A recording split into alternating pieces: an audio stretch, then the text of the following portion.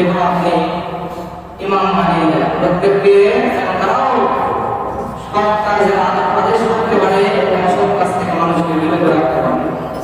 ও সেটা তিনি এগুলো কাজ সন্তানদের জন্য দোয়া চেয়ে নিলেন। যাই হোক, ইব্রাহিম আলাইহিস সালামকে যে আল্লাহ সুবহানাহু ওয়া তাআলা পরীক্ষা করেছেন, একটা একটা করে পরীক্ষা আজকে শেষ করে দিব।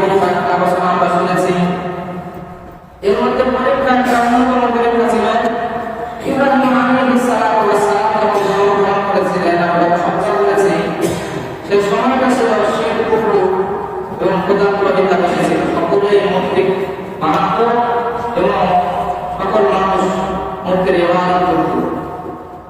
ঠিক এমন সময় কিন্তু সমস্ত মানুষকে সেখান থেকে ফিরিয়ে এনে আল্লাহর হুকুম করে দেওয়া। এখন কথার কথা ধরে আমার নামের ওই সমস্ত মানুষ আল্লাহ বিরোধী হয়, মূর্তি বোঝাতে থাকে, সেখান থেকে ফিরিয়ে একজন মানুষকে সকল মানুষকে একজন মানুষ সেখান থেকে ফিরিয়ে আনাটা সম্ভব? এর কথা বলেন, আমাদের মুখের কথা, তার কথার কথা। একজন মানুষ এখানে আল্লাহ মানে, আর আমাদের গ্রামের সকল মানুষ আল্লাহ বিরোধী এবং তারা মূর্তিকে ভালোবাসে এবং মূর্তির ইবাদত করে। এই সময় এক ব্যক্তি মূর্তি থেকে ফিরিয়ে এনে আল্লাহ থেকে তাদেরকে সম্পর্ক করে দিয়ে আল্লাহ তাআলার উপর ঈমান, তারা একত্ববাদের উপর ঈমান আনলে এই বিষয়টা কিন্তু জানার কোনো বিষয় নয়। ঠিক কঠিন মারাত্মক একটা কাজে ইব্রাহিম আলাইহিস সালাম সম্মুখীন হয়েছিলেন। তিনি যখন এই কাজের সম্মুখীন হয়েছিলেন এবং তিনি যখন সমস্ত মানুষকে দাওয়াত দেওয়া আরম্ভ করলেন, সমস্ত মানুষের মুখে আনন্দ হয়ে গেল যে ইব্রাহিম আলাইহিস সালাম সে আবার কোন ব্যক্তি কারণে আহ্বান করে। আমাদের রক্ত আমরা যাকে বানাই যাই ইবাদত করি, এটা তো আমাদের রব। ইব্রাহিম আলাইহিস সালামের এই সমস্ত দাওয়াতে মানুষের মুখে যখন কথা বলা আরম্ভ হয়ে গেল, সেই সময় বাদশা ছিল নমরুদ বাদশা। সে এই বিষয়টাকে মানতে পারল না, কারণ সে দাবি করেছিল যে আমি যে ইব্রাহিম আলাইহিস সালামকে বাবার কথা বলে এই রব আমি। আল্লাহ সুবহানাহু ওয়া তাআলা এই কথাকে কোরআনুল কারীমের মধ্যে ব্যক্ত করেছে,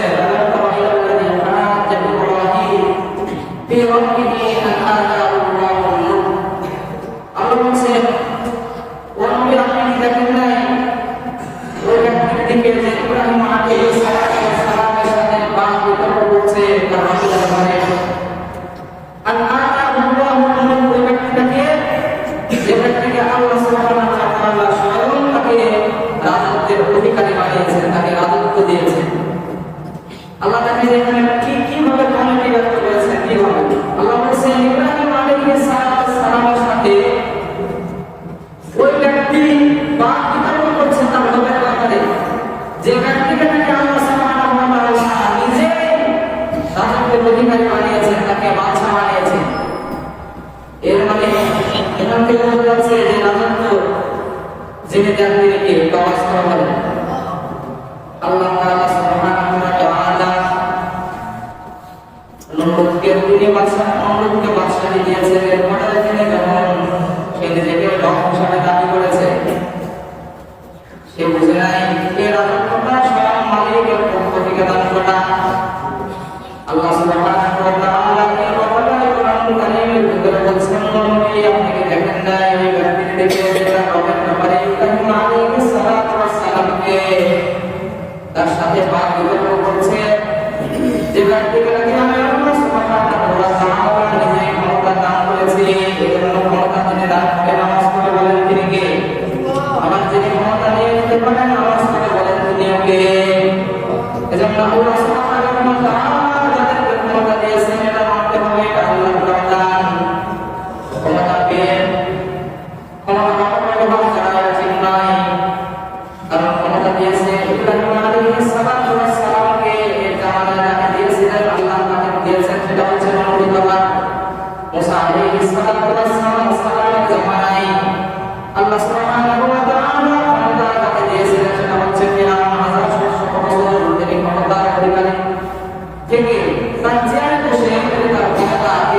পরিচালনা করেছে, কিন্তু ক্ষমতাটা আমার পক্ষে হয় না, আল্লাহর বিরুদ্ধে হয়েছে, কিনা?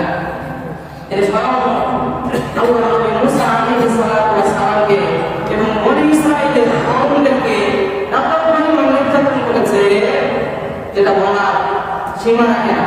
আল্লাহ সুবহানাহু ওয়া তাআলা দৃষ্টান্তের মতো শাস্তি দিয়ে কিয়ামত পর্যন্ত মানুষকে শিক্ষা দান এখান থেকে শিক্ষামূলক আমাদেরকে রেখে দিয়েছে, এটা একটা তোমাদের জন্য শিক্ষা, এখান থেকে শিক্ষা নিতে হবে।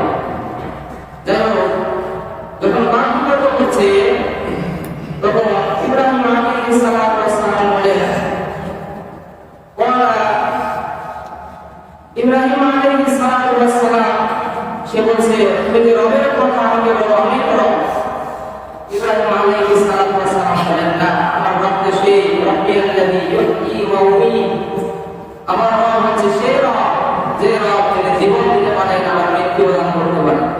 তাহলে একটু আওয়াজ করে বলেন, রব যিনি জীবন দেন আবার মৃত্যু দান করেন, ঠিক না? এতে জীবন দিয়েছে, মৃত্যু দিয়েছে। সে বলে যে এটা তো আমিও পারি, আমিও জীবন দিই, আমিও মৃত্যু দিই। কিভাবে দিই?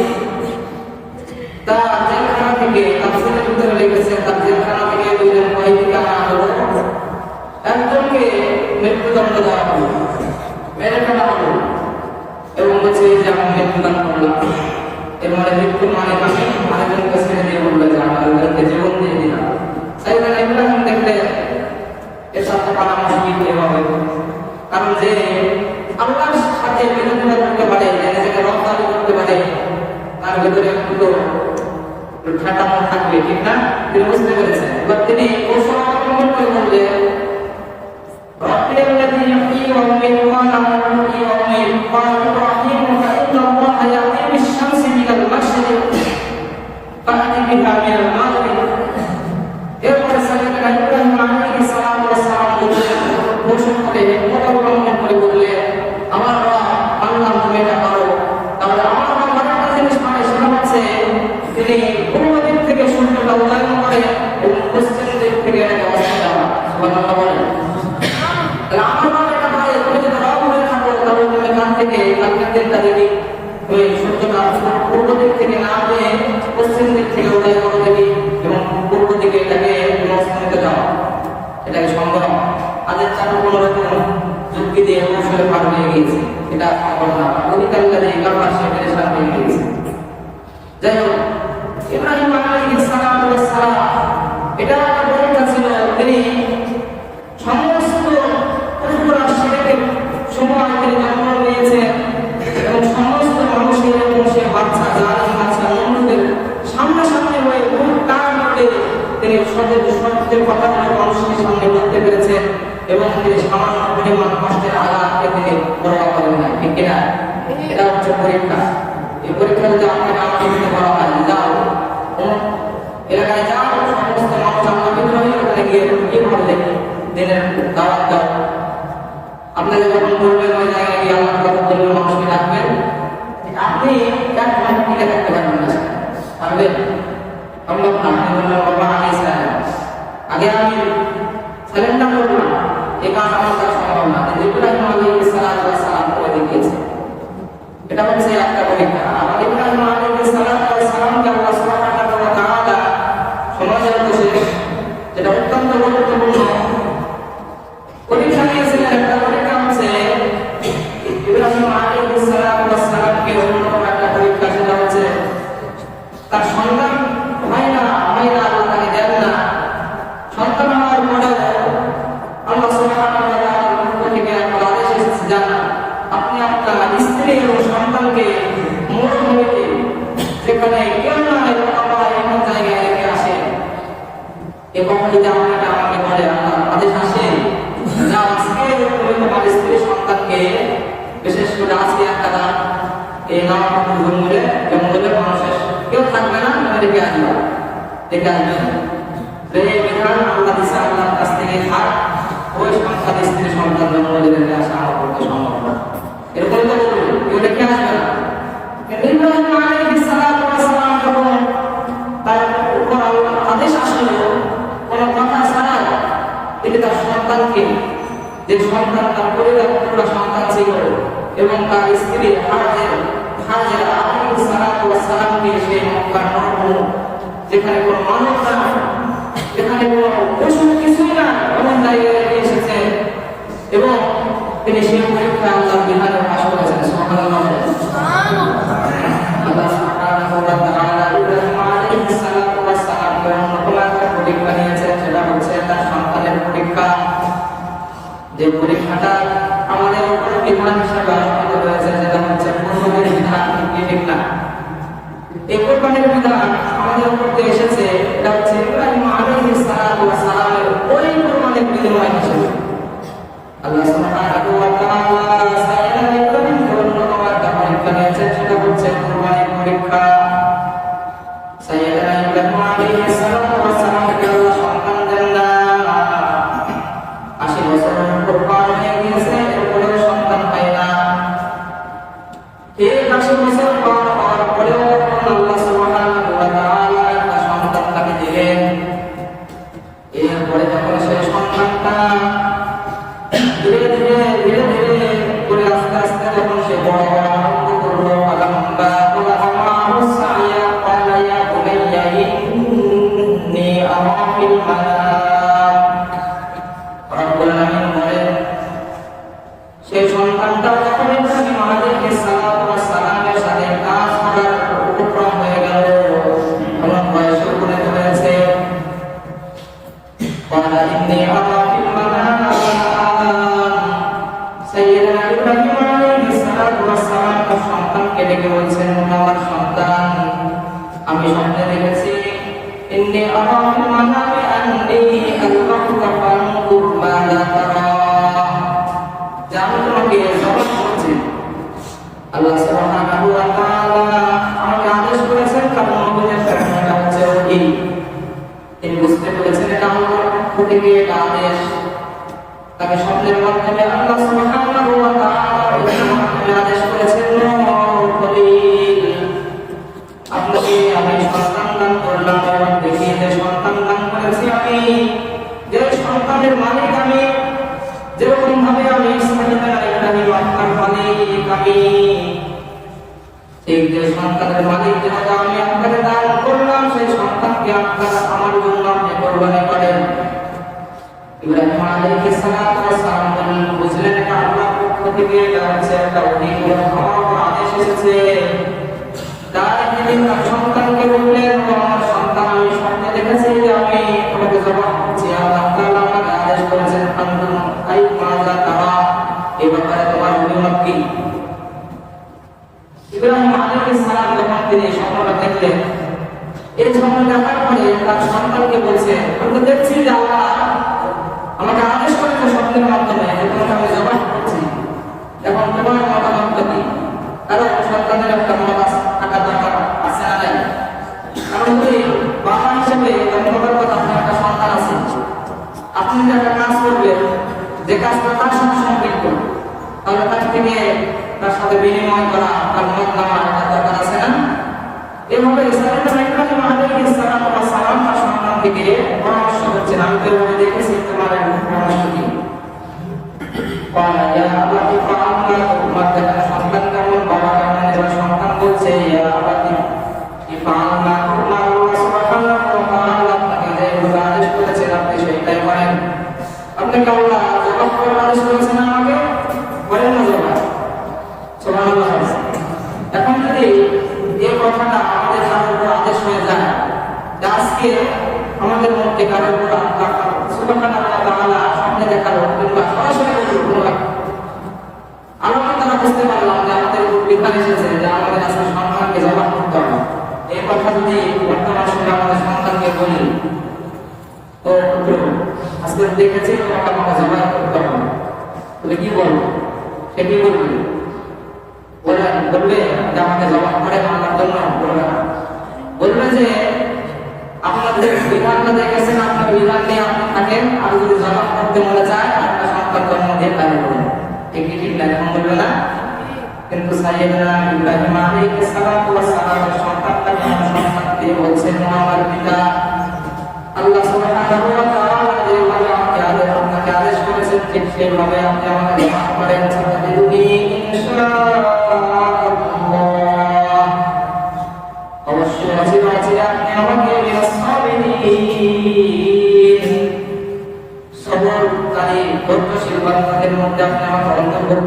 সুবহানাল্লাহ। কত সুন্দর একটা চমৎকার আদেশ আল্লাহ দিয়েছেন। এই কারণে আল্লাহ সুবহানাহু ওয়া তাআলা সাইয়েদনা ইব্রাহিম আলাইহিস সালাতু ওয়াস সালামকে পরীক্ষা নিয়েছেন যে বৃদ্ধ বয়সে সন্তান হয় না, এই সময় তাকে সন্তান দিয়ে তার কুরবানির বিধান আরোপ করেছেন। যে সময় সন্তানের উপর মায়া দয়া একেবারে বেশি ছিল, কারণ সন্তান তো এসেছে সাইয়েদনা ইব্রাহিম পেয়েছেন একেবারে বার্ধক্য অবস্থা। এটা আমরা জেনে বুঝলাম যে আল্লাহ সুবহানাহু ওয়া তাআলা তিনি চান যদি কাউকে সন্তান দিতে শুধুমাত্র বার্ধক্য না, তিনি মৃত্যুর আগে সন্তান তাকে দিতে পারেন। ঠিক না? এরকম অনেক দৃষ্টান্ত পরিবর্তনের মধ্যে আছে। আল্লাহ সুবহানাহু ওয়া তাআলা মারিয়াম আলাইহিস সালাতু ওয়াস সালামকে তিনি সন্তান দিয়েছেন। বাবা নয়, বাবা ছাড়া সন্তান। হঠাৎ করে যদি এখন বর্তমান সময়ে কোনো মহিলা সন্তান আসে, এই বিধানটা মানে এইভাবে আমি বোঝাতে চাচ্ছি যে আল্লাহ যদি কাউকে সন্তান দিতে চান, কোনো কিছু চান, তাহলে আল্লাহ সবে পারেন। যেরকমটা দিয়েছেন মারিয়াম আলাইহিস সালাতু ওয়াস সালামকে। আল্লাহ সুবহানাহু ওয়া তাআলা তাকে সুসংবাদ দান করেছেন যে সুসংবাদ গ্রহণ করো যে তোমার গর্ভে এমন একটা সন্তান আসতেছে যে সন্তানটা আগামী প্রজন্মের জন্য, এটা মানুষের জন্য এবং সমস্ত আনেওয়ালা মানুষের জন্য একটা দৃষ্টান্ত হয়ে থাকবে। তোমার সন্তানটা যেন তোমার সন্তান নয়, সে ঈসা আলাইহিস সালাতু ওয়াস সালাম, সে আল্লাহর পক্ষ থেকে একটা নবী হিসেবে আসবে, আগমন করবে। এরকম যখন সুসংবাদ দান করেন, এই কথা শোনার পরে তিনি পেরেশান হয়ে পড়লেন। এখন যদি আমি এক মহিলা, আমার বিবাহ সাথে কিছুই হয় নাই, এই সময় যদি আমার গর্ভে সন্তান আছে, মানুষ আমার কি বলবে? এই কথাটা আল্লাহ সুবহানাহু ওয়া তাআলা বলেছেন, ক্বালাত রব্বি আন্না ইয়াকুনু লি গুলাম ওয়া লাম তামসাসনি বাশারুন ওয়া লাম আকু বাগিয়া।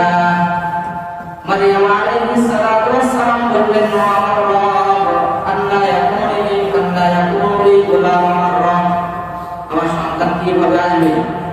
ওয়া লাম তামসাসনি বাশার, অথচ আমাকে পৃথিবীর কোনো মানুষ স্পর্শ করে নাই। ওয়া লাম আকু বাগিয়া, আমি কোনো ব্যভিচার যারা করেনিও নই, তাহলে আমার সন্তান কিভাবে? তিনি পেরেশান হয়ে পড়লেন। আল্লাহ বললেন, ওয়া কাযালিক, কিভাবে আমার বিধান, আমি আল্লাহ যদি চাই তো সব কিছুই পারি।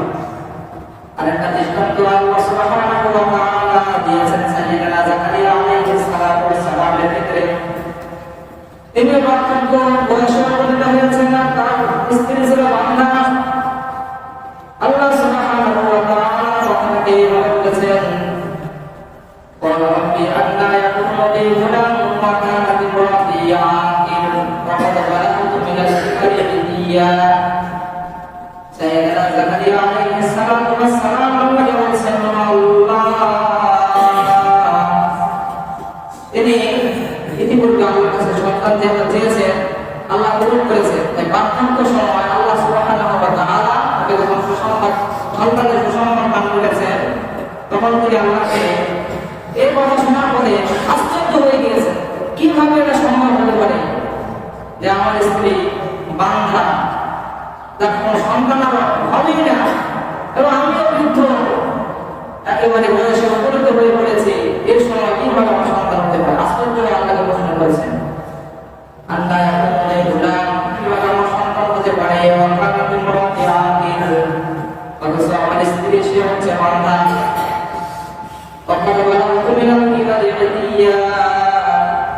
আর আমি একেবারে বৃদ্ধ বয়সে বৃদ্ধ সময়ে উপনীত হয়েছে, সময় তো আমার কোনো সন্তান হতে পারে না। আল্লাহ বলছেন, তারা কাযালিক, এইভাবে আমার বিধান। সুবহানাল্লাহ। এই জন্য আল্লাহ সুবহানাহু ওয়া তাআলা আমাদেরকে শিক্ষা দিয়েছেন যে আল্লাহ সুবহানাহু ওয়া তাআলা যখন কোনো কিছু চান, তিনি সব কিছু সম্ভব করতে পারেন। আল্লাহ বলছেন, ইয়াহাবু লিমান ইয়াশাউ ইনাসান ওয়া ইয়াহাবু লিমান ইয়াশাউ যুকুর। আল্লাহ সুবহানাহু ওয়া তাআলা বলছেন, আমি সেই সন্তানকে চাই, তাকে সন্তান দিই, তাকে ছেলে সন্তান দিই, মেয়ে সন্তান দিই। আবার যাকে চাই তাকে পুত্র সন্তান, মেয়ে সন্তান উভয়টা দিই। আবার যাকে চাই তাকে কোনো কিছুই দিই না, একেবারে সন্তান ছাড়াই রাখি। ঠিক না? অনেক মানুষ আছে, আল্লাহ তাকে কাউকে ছেলে দিয়েছেন, কাউকে মেয়ে দিয়েছেন, কাউকে উভয়টাই দিয়েছেন, কাউকে কোনো কিছুই দেন না। এটা আল্লাহ সুবহানাহু ওয়া তাআলার একটা নিয়ামত। আল্লাহ বলেছেন, আল্লাহু মা'আল-বানুনা যিনাতুল জিনাতুল হায়াতিদ দুনিয়া, দুনিয়ার ধন সম্পদ এবং সন্তান সন্ততি এটা হচ্ছে দুনিয়ার জিন্দেগির একটা সৌন্দর্য। এজন্য ধন সম্পদ সন্তানদের প্রতি মানুষের একটা আকাঙ্ক্ষা থাকে, ঠিক কি ঠিক না? থাকে না? সম্পদ অর্জন করার জন্য মানুষ পেরেশান, আবার সম্পদ যখন অর্জন হয়ে যায় এটা একটা পেরেশান থাকে, আবার কি হবে তাদের একটা চিন্তা থাকে আমার সন্তান কিভাবে আসবে, সন্তান না হলে পেরেশান হয়ে যায়। সন্তান যদি থাকে এটা তো একটা নিয়ম, দুনিয়ার সৌন্দর্য। এই জন্য আল্লাহ সুবহানাহু ওয়া তাআলা সাইয়েদনা ইব্রাহিম আলাইহিস সালাতু ওয়াস সালামকে সন্তান দান করেছেন 80 বছরের উপরে। এই সময় যখন তিনি সন্তানটা পেলেন, এরপরে যখন তার উপর আল্লাহ সুবহানাহু ওয়া তাআলা কুরবানির বিধান আরোপ করলেন, আল্লাহর বিধানে তিনি পাশ করলেন যে ফালাম্মা আসলামা ওয়া তাল্লাহু লিল জামিল, ইব্রাহিম আলাইহিস সালাতু ওয়াস সালাম যখন আল্লাহর এই বিধানে এবং ইসমাঈল আলাইহিস সালাম উভয়ে যখন আল্লাহর বিধানে আল্লাহর কাছে অনুগত স্বীকার করলেন যে আল্লাহর আদেশ সেটা মানতেই হবে, ওয়া তাল্লাহু লিল জামিল, এবং ইব্রাহিম আলাইহিস সালাম তার সন্তানকে যখন কুরবানি করার জন্য ঠিক করে শুনে এই অবস্থায় বললেন, আর কিছু বলে না, তাফসীর করেছেন যখন তিনি তাকে শোয়ালেন, এরপরে যখন তার গলায় সুবিধে দিয়েছে চালিয়েছেন, আল্লাহ সুবহানাহু ওয়া তাআলা শরীর থেকে হাতকে সরিয়ে দিয়েছেন। সুবহানাল্লাহ বলেন। আছে প্রচন্ড তাফসীরের মধ্যে দুর্বল একটা রায় এরকম আছে, তিনি রাগ করে সেই ছুরিটাকে এত জোরে নিক্ষেপ করেছেন, ওপর জায়গায় পাশে পাথর ছিল, পাথর পর্যন্ত সে ছুরির আঘাতে বিভঙ্গ হয়ে গিয়েছে। তাও ইব্রাহিম আলাইহিস সালাতু ওয়াস সালামের সন্তানের একটা জানা পরিমাণ পোষণ পর্যন্ত বাড়তে পারে। সুবহানাল্লাহ বলেন। ইব্রাহিম আলাইহিস সালাতু ওয়াস সালাম যে তার সন্তানের কুরবানির নমুনা দিয়ে পাশ করেছেন, আল্লাহর কাছে বিধানটা এত বেশি প্রিয় হয়েছে, যার কারণে আমাদের উম্মত মুহাম্মাদের উপরে এই বিধানটা আল্লাহ সুবহানাহু ওয়া তাআলা ওয়াজিব করে দিয়েছেন। এই বিধানটা হচ্ছে ওয়াজিব, যাদের উপর মাল আছে তারা এসব পরিমাণ মালের মালিক, তাদের উপর কুরবানির বিধান ওয়াজিব। কুরবানি